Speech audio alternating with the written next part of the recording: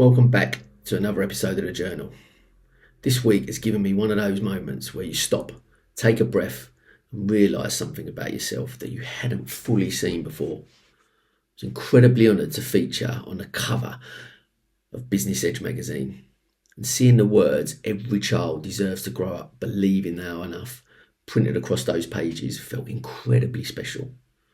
Not because my face was on the cover, not because I'd been featured in a magazine, but because it reminded me how much this mission has evolved. The article talks about something that has become the foundation of You Alright Mate, and it has also become the framework for the TEDx Talk I'll give later this year. The idea is actually really simple. What if we've been measuring success completely wrong? For so many of us, success becomes a scoreboard, grades, money, job titles, trophies, followers, achievement. Whilst none of these things are inherently bad, they become dangerous when they become the only way we measure our worth. Because what happens when you don't get the grades? What happens when you don't make the team? What happens when someone else earns more than you or gets promoted before you? Win that trophy that you desperately wanted. If our identity is built entirely on external achievement, it's incredibly fragile. That's why I believe we need to start the conversation much earlier. Not when someone reaches breaking point, not when they're 40, not when they don't want to be here anymore, but in childhood. Teaching young people that success isn't only something you achieve, it's also something you experience. Success can be feeling connected, feeling present, showing kindness, having great friendships, being brave enough to try at something, helping someone else, learning who you are and knowing that you are enough, even when you don't win.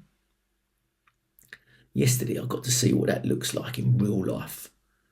Now, many of you know how much football has shaped my life. Of course, I absolutely love the game, but football gave me so much more than just football. It gave me lifelong friendships, it gave me confidence, communication skills, leadership, resilience. Lessons that I've carried into business and also into fatherhood, as well as into life. I always wanted my daughters to experience that too. Recently, one of my daughters has been playing for a really good team, a competitive team, a successful team, one that won tournaments and trophies. She just didn't quite feel like she belonged. She was constantly comparing herself, wondering if she was good enough. Watching that felt strangely familiar. Because isn't that exactly what so many adults still do? So instead of looking for another team, I decided to start one. And on Saturday, we had our very first session. Now, if I'm honest, I had no idea how much interest there would be or whether anyone would actually turn up. I shared the vision with some parents, explained the ethos. This wasn't about creating the next Lionesses. It wasn't about winning leagues. It wasn't about trophies. It was about creating a place where girls could fall in love with football, where encouragement mattered more than criticism, where development mattered more than results, where every girl felt like she belonged. I was joined by two incredible coaches from Saltine United women's first team, Megan and Nakia, who completely share that same belief. And then something amazing happened. Not 5, not 8, but 18 young girls turned up.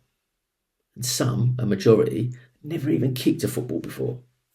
But for an hour, they laughed, they encouraged one another, they celebrated tiny victories. They made new friends. Parents came over afterwards and to say thank you.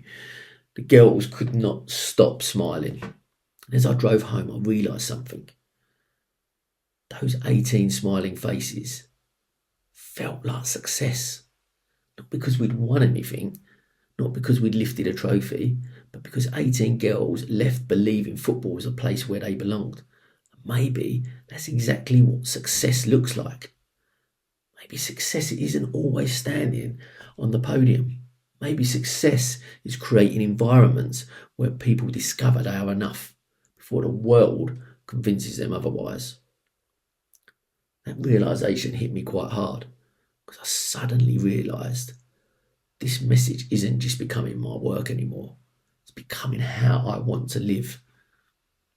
Whether I'm speaking on a TEDx stage, delivering programs in schools, working with organisations, recording this journal, or even standing on a football pitch with 18 young girls. The mission stays exactly the same, to help people redefine success. Because if we can help children understand that their worth isn't determined by a test score or a trophy or somebody else's opinion, then maybe, just maybe, we begin changing the future of mental health. One child, one conversation, one football session at a time. Thank you as always for being part of this journey. Now I'll leave you with this question this week. When was the last time you felt successful? Not because of what you achieved, but because of how you felt. Take care. I'll see you next week. And as always, you all right, mate?